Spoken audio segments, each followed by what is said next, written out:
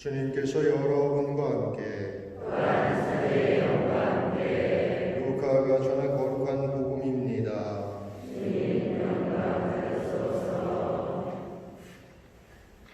주간 첫날, 바로 그날 예수님의 제자들 가운데 두 사람이 예루살렘에서 예순 스타디움 떨어진 엠마오라는 마을로 가고 있었다. 그들은 그동안 일어난 모든 일에 관하여 서로 이야기하였다. 그렇게 이야기하고 토론하는데 바로 예수님께서 가까이 가시어 그들과 함께 걸으셨다.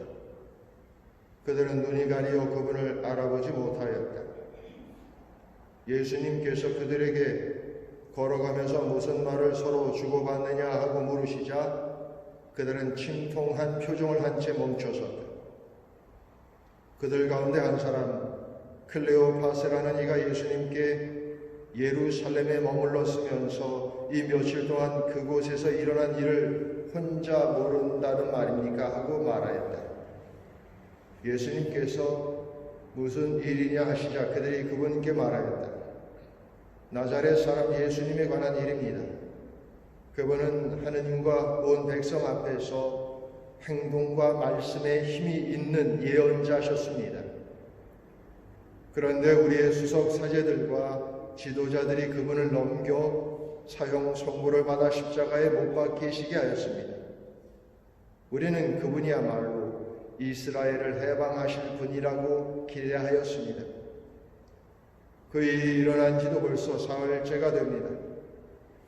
그런데 우리 가운데 몇몇 여자가 우리를 깜짝 놀라게 하였습니다.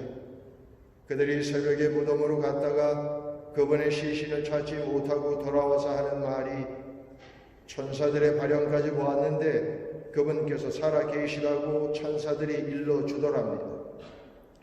그래서 우리 동료 몇 사람이 무덤에 가서 보니 그 여자들이 말한 그대로였고 그분은 보지 못하였습니다. 그때 예수님께서 그들에게 이르셨다. 아, 어리석은 자들아, 예언자들이 말한 모든 것을 믿는데 마음이 어찌 이리 굼뜨냐. 그리스도는 그러한 고난을 겪고서 자기의 영광 속에 들어가야 하는 것이 아니냐.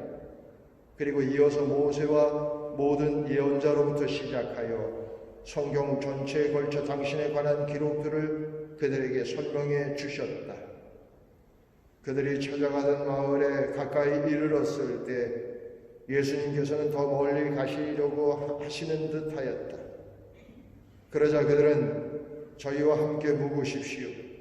저녁 때가 되어가고 날도 이미 저물었습니다. 하며 그분을 붙들었다. 그래서 예수님께서는 그들과 함께 묵으시려고 그 집에 들어가셨다. 그들과 함께 식탁에 앉으셨을 때 예수님께서는 빵을 들고 찬미를 드리신 다음 그것을 떼어 그들에게 나누어 주셨다. 그러자 그들의 눈이 열려 예수님을 알아보았다. 그러나 그분께서는 그들에게 사라지셨다. 그들은 서로 말하였다. 길에서 우리에게 말씀하실 때나 성경을 풀이해 주실 때 속에서 우리 마음이 타오르지 않았던가. 그들이 곧바로 일어나 예루살렘으로 돌아가 보니 11 제자와 동료들이 모여 정녕 주님께서 되살아나시어 시몬에게 나타나셨다 하고 말하고 있었다. 그들도 길에서 겪은 일과 빵을 대실 때 그분을 알아보게 된 일을 이야기해 주었다. 주님의 말씀입니다. 그리스도님 찬양합니다. 모두 찬양하십시오. 할렐루야. 참 예수님. 오늘 벌써 이제 3주일째인데 부활을 사순시기는 통째로 날아갔고 적어도 부활은 여러분들과 함께 지낼 수 있으라 이렇게 기대했는데 부활도 우리 정신바고 저하고 둘이 사실은 제가 여러분들도 보시다시피 이게 수염이 아직까지 있잖아요. 제가 사실은 젊었을 때부터 이 사순시기하고 대림시기에는 제가 수염을 길렀었어요. 왜냐하면 내가 수염을 기르면 뭔가 큰 축제를 준비하는 때다. 우리 신자들이 이렇게 알아보라고 이제 왜냐면 어쩌다 오는 분들도 꽤 되니까 그래서 기르고 부활 때는 말끔히 하고 그랬는데 왜 안 했냐고요? 예수님이 부활은 했는데 무덤에서 나오질 못해요. 사실 이 코로나 때문에 고통받고 있는 또뭐 영적으로든 정신적으로든 또 물질적으로든 고통받고 있는 이들을 기억하면서 뭔가 이렇게 마음이 좀 좋지 않아요. 그래서 너무 이렇게 말끔하고 깨끗하게 하는 것이 부담스럽습니다. 어쨌든 다음 주에는 별일이 없으면 예쁘게 하고 나올 거니까 기대하세요. 부활이라고 하는 것은 우리가 이렇게 다시 살아난다는 뜻이긴 한데 그 단어와는 다른 단어를 쓰고 있습니다. 그러니까 영어에서도 예수님의 부활에 관해서는 특별한 단어를 써요. 그러니까 우리도 한자어를 이렇게 가져다 쓰는데 다시 살아나다 그러면 재생, 이게 사실은 더 적합한 말입니다. 다시 생, 살아나다는 뜻이죠. 그런데 그 말을 쓰지 않고 부활이라는 말을 씁니다. 아마도 예수님 때문에 생겨난 말일 수도 있고 아니면 특별한 경우에만 쓰는 단어였었기 때문에 가져다 썼을 겁니다. 영어도 이제 리바이벌이라고 다시 살아난다는 뜻이거든요. 그런 뜻이 있는데도 그 단어보다는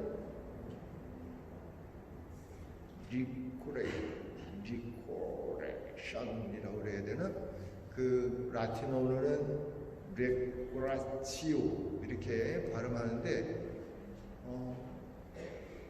이게 다시라는 단어하고 일어나다는 단어하고 합친 말입니다. 그러니까 다시 일어나다는 뜻이에요.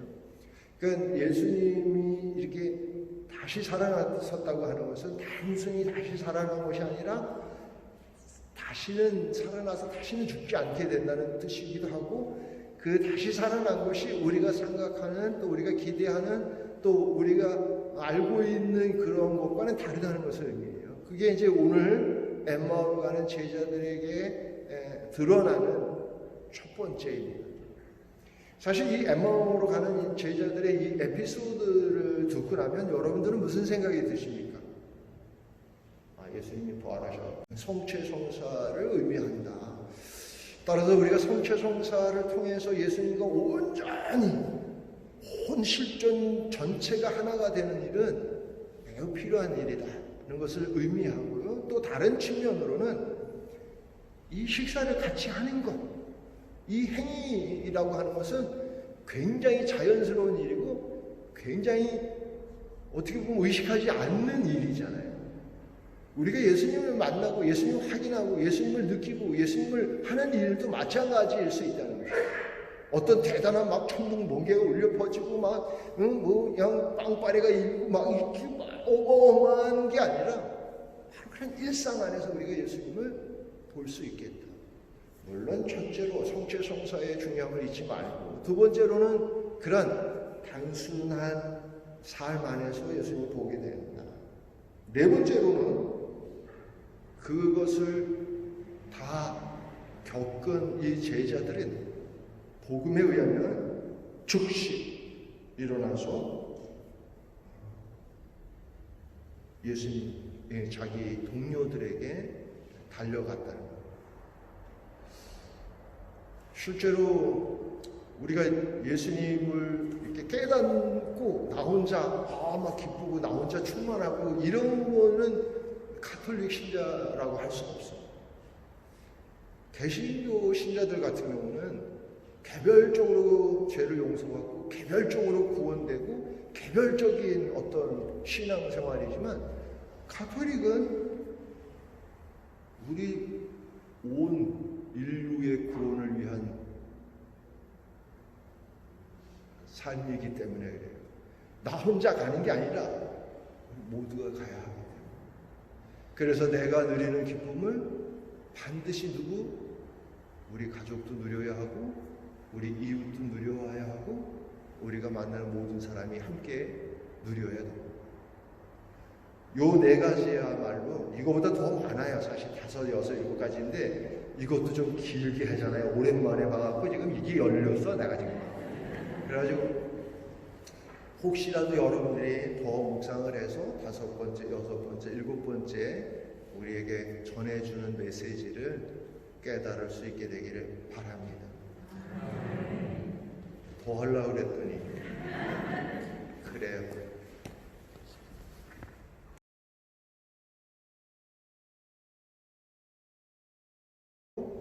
예수님이 제자들한테 이렇게 나타나셨구나. 그래서 어쨌다는 거예요. 그래서 그게 여러분들하고 무슨 상관이 있어요? 오랜만에 만났는데 자꾸 뭐 그냥 묻기만 하고 그래요. 그래서 중요한 것이 우리가 이렇게 성경 말씀을 묵상하는 일이 필요해요. 실제로 이제 이 제자들에게서는 예수님께서 직접 이렇게 이제 가르쳐 주셨지만 오늘날 우리는 교회의 가르침을 통해서 이 의미를 잘 알아들어야 됩니다. 만약 여러분들이 이 이야기를 믿지 않는 누군가에게 해준다면 그 사람들도 분명히 그렇게 그 얘기가 나오고 무슨 상관이 있는 거야. 요즘 우리가 이제 코로나 때문에 신천지 관련해서 그리스도교 또 개신교에서 이제 그 거리 두기 안 하고 계속 예배 강행하고 하면서 이제 굉장히 그 그리스도교회에 대해서 반감을 갖는 사람들이 많습니다. 이게 그 사람들은 천주교는 괜찮은가? 그렇지 않아요. 크게 구분하지 못하는 사람이 훨씬 많습니다. 그러니까 우리가 이런 것들을 제대로 깨닫고 이것들이 우리한테 주는 이 이야기가 이 복음 말씀이 우리한테 주는 확실한 그 의미를 알 때 그들에게 우리가 자신 있게 이야기할 수 있는 것이죠. 첫 번째로는 이제 예수님께서 나타났는데 이 제자들이 예수님을 알아보지 못했다는 거예요. 그러니까 예수님의 부활은 우리가 생각하는 그런 재생, 다시 살아난 것과는 다른 것을 의미하죠. 만약 다시 살아났다. 제가 죽었다가 다시 살아났다. 그래도 여러분들은 알아볼 거 아닙니까?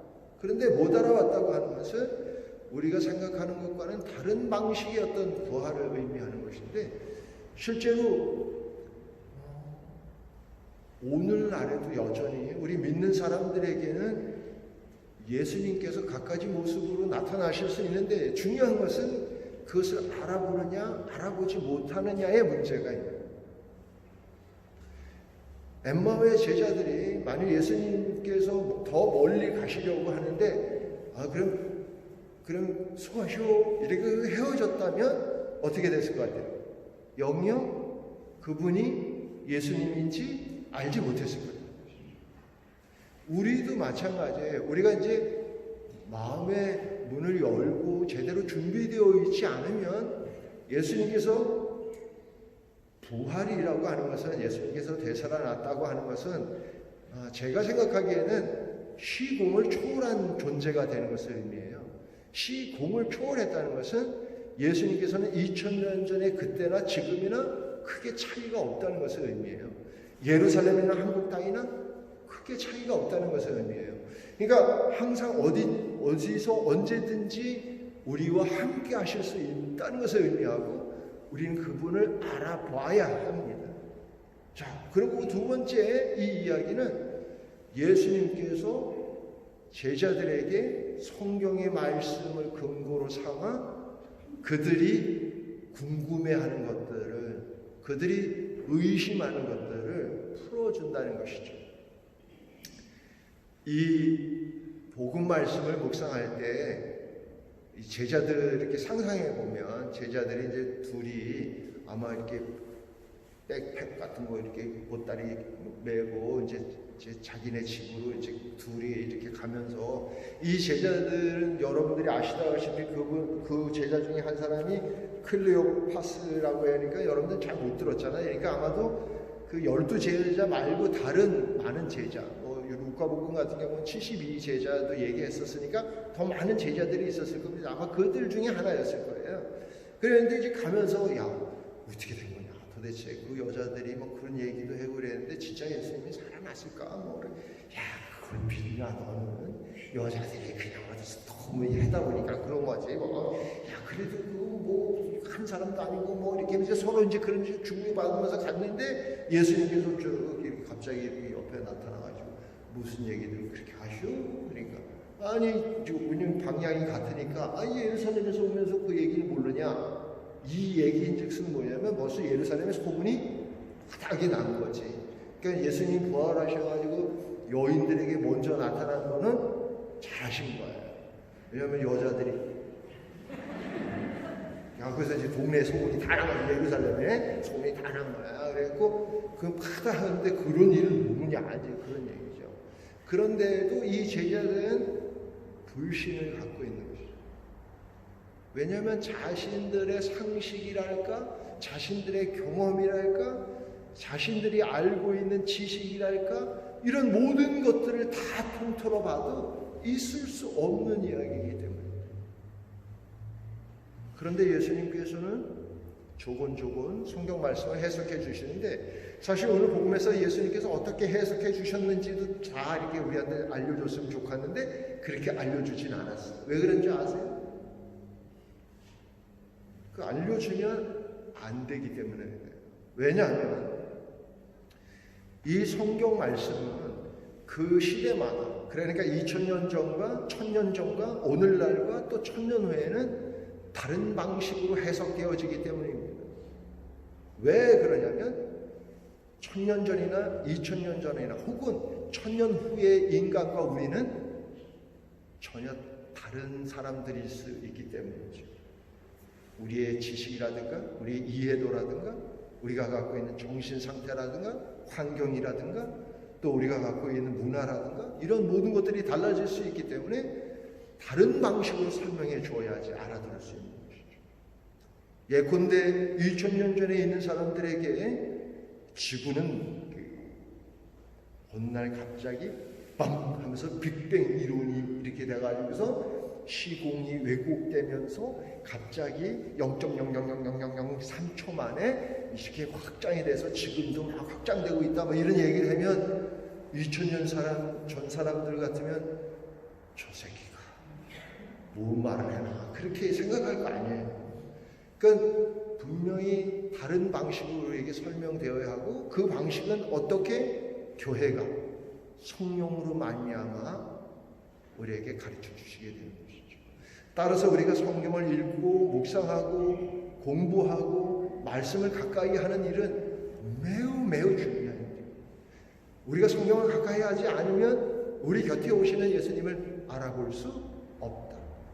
두 번째로는 예수님께서 제자들에게 가서 제자들과 함께 이렇게 묵기로 하고 이제 저녁을 이렇게 먹는데 대부분이 이제 우리는 빵 그러면 요만한 빵, 크림빵, 단팥빵 뭐 내가 사실은 이렇게 단팥빵 이런 거 좋아한다 그랬는데 좋아한다 그러면 또 막 사다 줄까봐 결국 말 다 했네. 그 요만했는데